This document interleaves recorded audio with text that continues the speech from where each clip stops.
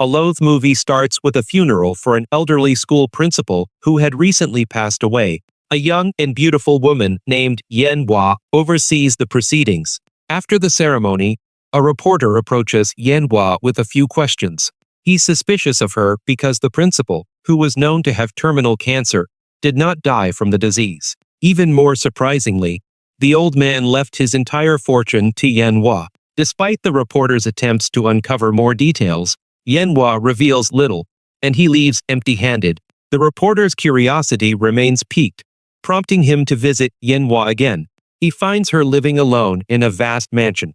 After much persuasion, she begins to share her story about how she met the old principal. Yen Hua was a caregiver hired by a lonely man named Zhang Sub, who was in the late stages of cancer and seeking peace in his final days. He wanted Yen Hua to take care of him, and she agreed. Initially, Zhang Sub was difficult to deal with. He was often irritable, especially when his food wasn't prepared to his liking, and he demanded long massages from Yen Hua. One night, after waking from a nightmare, he became furious to find Yen Hua asleep instead of watching over him. He threw a glass of water at her to wake her up, but she did not retaliate, and Zhang Sub went back to sleep. As time passed, Yen Hua learned Zhang Sub's preferences, and he gradually became more lenient with her. Their relationship grew closer.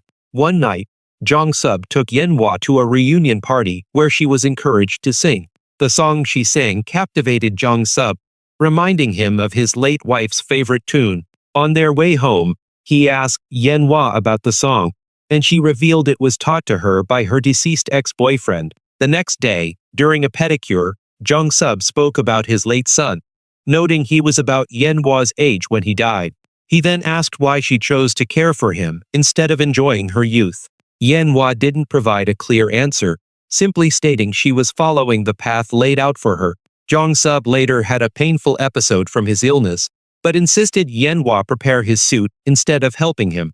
After the pain subsided, he asked her to collect a photo from a studio. Yen Hua realized that Zhang Sub intended to end his life, but she returned just in time to stop him and pleaded with him to continue living.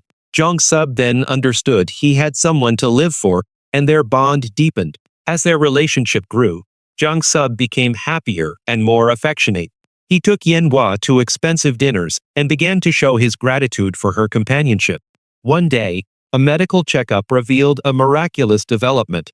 Zhang Sub's cancer had stopped spreading, giving him years instead of months to live. The doctor suggested that positive emotions might have contributed to this improvement. Despite this newfound hope, Zhang Sub's behavior towards Yen Hua remained erratic. During a dinner, he got drunk and tried to initiate a romantic encounter with her, which she rebuffed, leaving him alone. The story then returns to the present, where the reporter leaves Yen Hua's house and investigates further, discovering that Yen Hua had been an escort before becoming a caregiver. This revelation added to his confusion. Desperate for answers, the reporter visits Yen Hua again and finds a familiar photo. He inquires about it, but Yen Hua deflects by inviting him to stay for dinner. During the meal, the reporter bluntly asks if she was involved in the old man's death. Yen Hua dodges the question and shares more about her past with Zhang Sub. After her rejection of his advances, Zhang Sub became mean again and started to fall ill once more. Yet, Yen Hua continued to care for him, now using more seductive tactics. In the present, Yen Hua abruptly shifts the conversation to the story of how she met her boyfriend at the nightclub where she worked. Unlike the other patrons, he was shy and quiet, which intrigued her. They started a relationship after he helped her with a headache one night. Back in the present, the reporter spends the night at Yen Hua's house after getting drunk. He finds her crying in the shower the next morning, and she insists she didn't murder Zhang Sub. The reporter starts feeling sympathy for her, and they end up intimately involved. The next day, the reporter discovers an old news article about Yen Hua's boyfriend, realizing he was Zhang Sub's son. Contrary to the car accident story, the boyfriend had taken his own life after a traumatic incident orchestrated by Zhang Sub, who had hired men to have sex with Yen Hua while his son watched. This revelation drives the reporter to further investigate and uncover that Yen Hua had been using love-inducing potions on both the reporter and Zhang Sub. The movie flashes back to Jong Sub's attempt to propose to Yen Hua with a ring while she slept. She coldly rejected him, revealing her true identity as his deceased son's girlfriend, seeking revenge for his role in her boyfriend's death. Jong Sub, devastated by this revelation, ultimately took his own life. The story concludes with Yen Hua at a train station, contemplating suicide.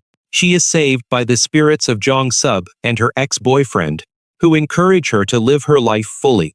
The film ends with the ghosts waving goodbye as she embarks on a new chapter. Thank you for watching. If you enjoyed this recap, please subscribe and turn on notifications so you won't miss our next video.